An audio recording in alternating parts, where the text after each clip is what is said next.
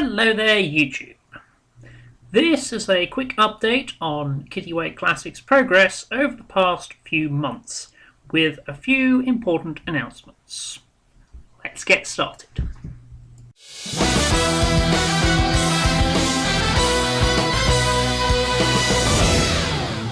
First things first, Amazon now have a complete list of every book I have in print, and every book I have in print is now available through Amazon. Quite a development, quite a welcome development. Yes, I do like having the Amazon exposure. I do like having the reach of Amazon and the accessibility of Amazon. But do bear in mind that purchases through Lulu give me more royalties. So if you're interested in pushing a bit more towards the cause of these books, it's always worth purchasing through Lulu rather than through Amazon. I do appreciate a lot of people don't like the Lulu site. To be honest, I don't like the Lulu site to an extent. So that's what Amazon's there for, and plus the fact I've now got ISBNs. ISBNs are in the living catalogue, which shall be updated as and when I deem it appropriate to update. The next coming up edition of the living catalogue, which will be on the RPG Now store, will have a full colour illustrations of all the covers and full colour pictures of the miniatures I shall discuss next.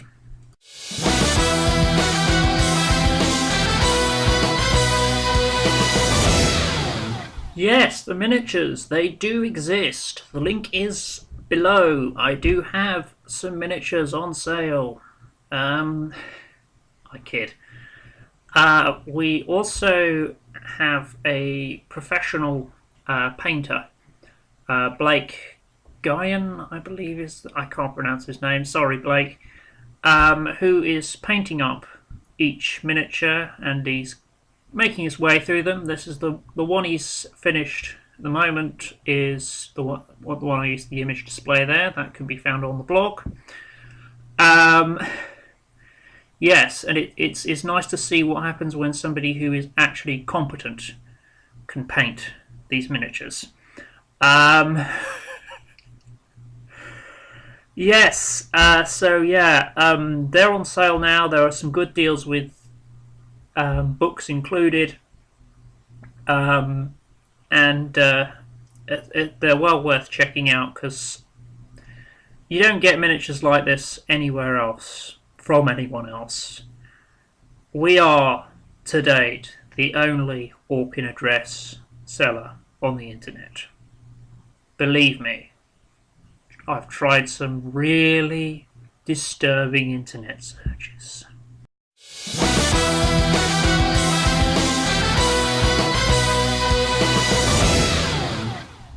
I'm working mostly on CID at the moment because it's a project I've wanted to get done for quite a while now, over a year, and I've had other things distract me, but this is the time, I think, to really push on with this. It will be my first role-playing game for a while.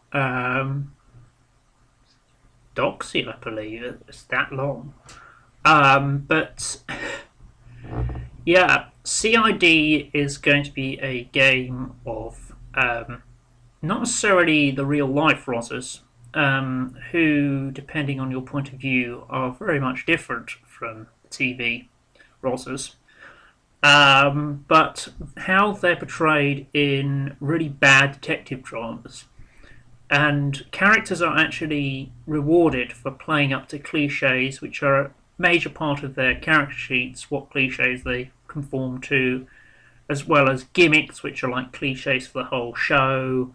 And it's all going to be very interesting and very, very silly fun and games with what has to be one of the most overused genres of television, in Britain at least, mainly because of the fact it's cheap and doesn't require the most expensive actors or brilliant special effects. So yes, capitalism at work, yay! Anyhow, yeah, CID is going to be a fun little book when it's finished. I'd say about halfway through it. I'm not entirely sure. I've got to the combat chapter, which is always probably the most difficult chapter of a role-playing game to write in rules terms.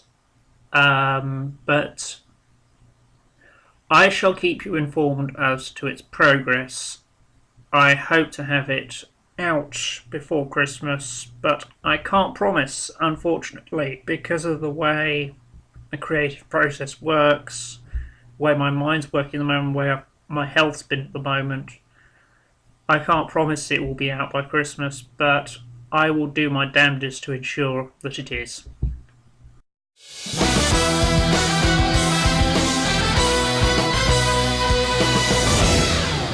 The scandal sheets. I am working my socks off to get something done with these.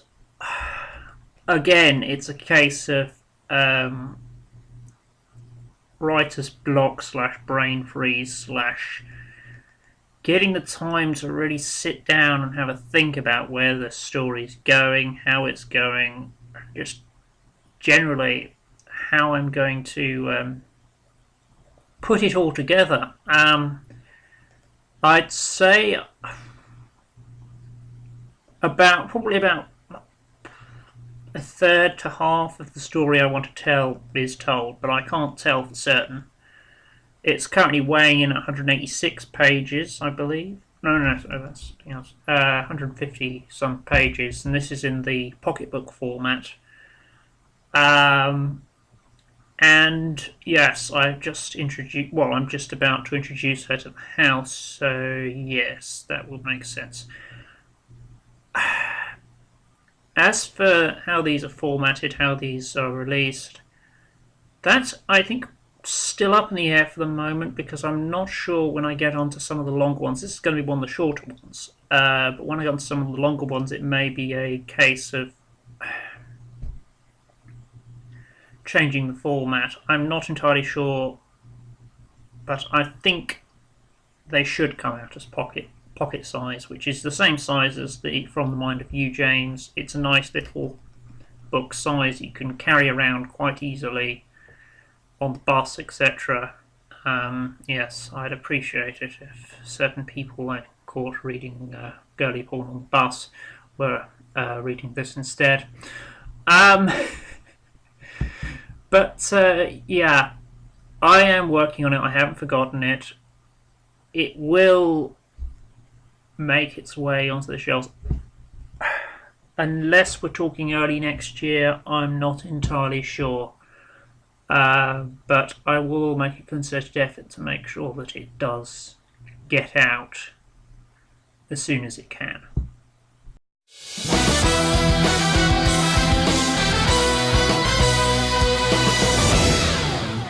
I do apologise for the delay of Kittiwake Girl #1. Suffice to say, the artist has had a year that's not been too nice, and he's been delayed. And I don't want to change artists halfway through, because Dale's work on this is fantastic. It really conjures up the sort of golden age feel I want for it, and yeah, it's looking great. The stuff I've got, which is about a third of it, and I can't wait to release it, especially now that Kindle and EPUB have both updated their format to the point where comic books can be processed by it. I'm not sure entirely how this works. I will have to do some research into it, but I'm looking forward to trying it out. And I sincerely hope I do have a Kindle edition of this, and an EPUB edition of this when it comes out. It is purple band, so it is general viewing, although some, particularly overprotective parents, may want to read it through first. I'm still looking for artists and writers for comics. If you're interested, drop me a line. Do let me know if you've got any particular character ideas. I have 2 other sort of mainstay characters to finish writing their first issues. That is Magnificent Magda and The Widow. Oh, and I may just put Wu-Tang Orang in there just because I love the idea. So yes, if you fancy writing or drawing for any of these, please get in touch. I shall give you a quick flick through of some concept art.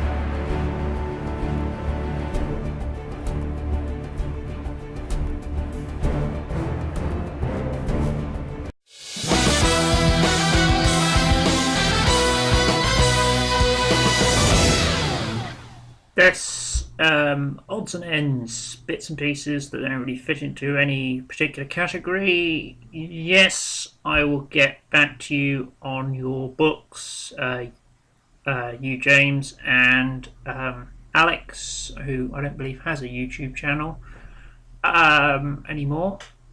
I will get back to you when I can. Obviously, really hectic time at the moment, pushing everything forward and trying to maintain what little is left of my sanity. Yes, Kittiwake has done a lot of activism recently with Mr. Fowl appearing and various other things. I hope to actually get a Mr. Fowl movie written called The Lame Duck Rises. Yes. Which, despite its title, is a bit more like Mad Max mobility scooters. In concept, I have no idea how I'm going to get the people together to do this, but I'm going to try and put it all together and get together a film that really illustrates where this country is headed if we continue with this ridiculous policy of punish the poor for the crimes of the rich. And I think Mr. Fowl is the perfect vehicle to do that, even though he's not a traditional superhero in the sense he doesn't go around beating up criminals. I think this could work very well. Also, please check out below the Justified Defiance and his crew rapping about Cameron. If you're watching this, people who own that, I would very much like to use that as the theme tune or the opening number for The Lame Duck Rises. Please do get in contact with me, because it just sums up everything we're all feeling. And I'm not even that big a fan of hip-hop, but the way he does this is just brilliant. And the music video done by Self-Taught Worlds below, perfect. He really nails it on the head with his guy in a Cameron mask and dancing around the streets, and yeah, really nails it. real working class hero there, mate. Shout out for you. Um, and yes, I shall endeavour to provide the what service I can to act to that cause to the community in general. Because as far as I'm concerned, I'm not in this for me. I'm not in my company for me. I've never been in anything for me. I've never given a shit about money. So yeah, let's have some fun, people.